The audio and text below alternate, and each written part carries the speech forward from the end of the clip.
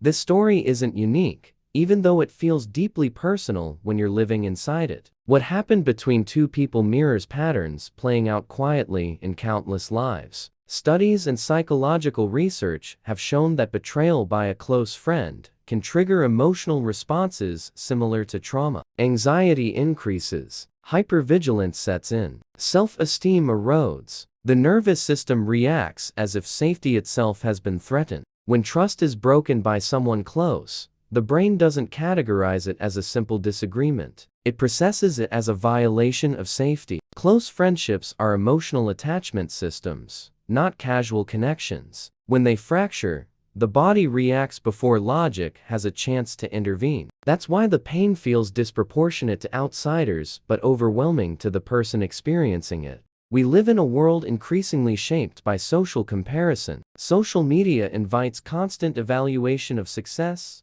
happiness, popularity, and belonging. Friendships, once private and intimate, are now often performed publicly. Photos, captions, and stories become proof of connection rather than connection itself. In that environment, authenticity becomes fragile. Performative relationships reward appearance over depth. Being seen matters more than being sincere. Loyalty becomes conditional, dependent on how useful or affirming a relationship feels in a given moment. When maintaining an image feels easier than having a difficult conversation, bonds quietly suffer. In these spaces, people often protect their image more fiercely than their relationships. Accountability threatens comfort. Admitting wrongdoing risks social consequences. So instead, people deflect, deny, or rewrite narratives. Betrayal becomes easier when it can be justified internally as self-preservation. Validation has become a powerful currency. Likes,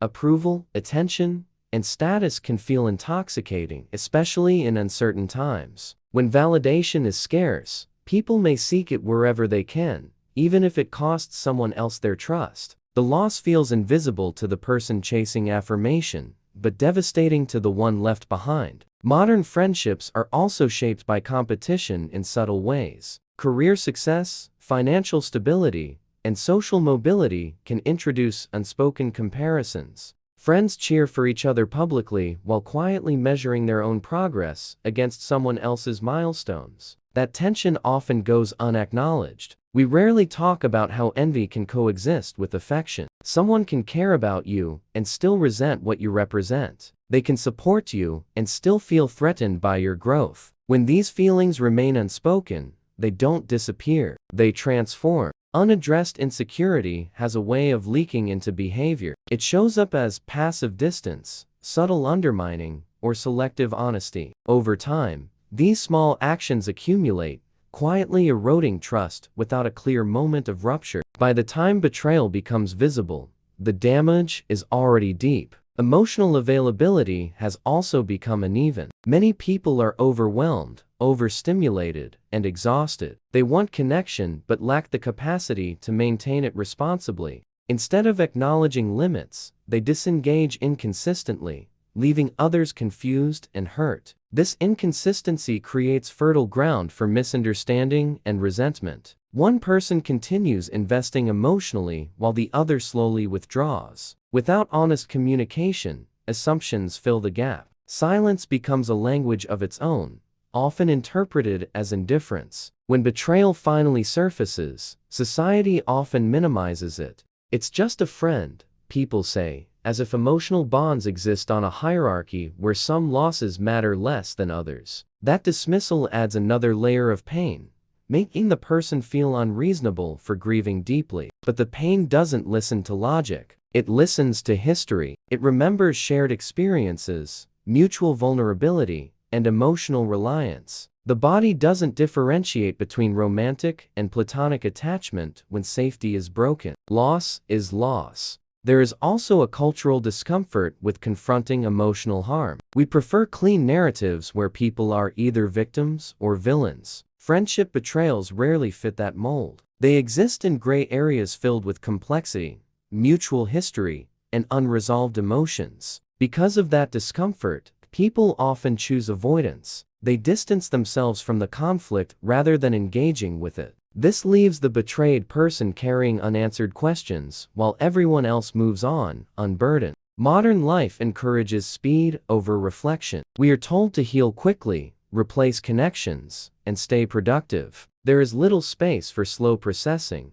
especially when the loss isn't socially recognized as significant. Grief becomes something to manage quietly. In this environment, people often internalize betrayal as personal failure. They ask what they missed, what they did wrong, why they weren't enough. Self-blame feels more controllable than accepting that someone else chose harm. Hypervigilance develops as a coping mechanism. After betrayal, people scan for inconsistencies, tone shifts, and emotional distance in new relationships. While protective at first, this constant alertness can be exhausting, preventing genuine closeness. Trust becomes conditional, negotiated carefully rather than given freely. Vulnerability feels risky. Openness feels like exposure. This isn't because people become cold, but because their nervous system is trying to prevent a repeat of past pain. The irony is that society praises independence while overlooking the cost of emotional isolation. We are encouraged to be strong alone,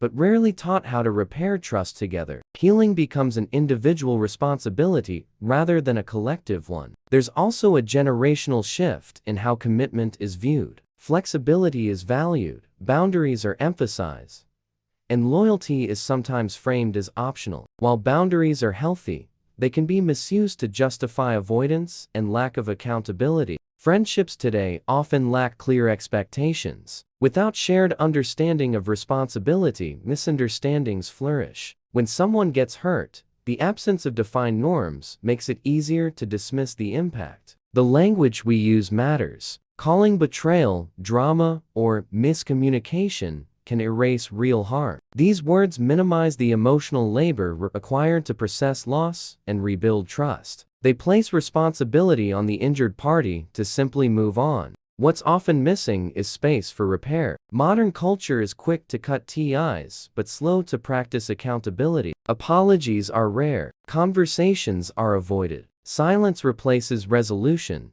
leaving wounds open. Yet despite all this, people continue seeking connection. The desire to be known, understood, and supported doesn't disappear after betrayal. It simply becomes more cautious, more intentional, more selective. This tension between longing and fear defines many modern relationships. People want closeness, but fear the vulnerability it requires. They crave intimacy, but hesitate to offer consistency. This push and pull shapes how friendships evolve. Understanding these broader patterns doesn't excuse betrayal, but it contextualizes it. It helps shift the narrative from personal inadequacy to systemic influence. It reminds us that pain often exists at the intersection of individual choices and cultural norms. Recognizing this can be grounding. It allows space for compassion without denial. It affirms that feeling deeply hurt by a friend isn't weakness. It is a natural response to losing something meaningful in a world that doesn't always know how to protect what matters most.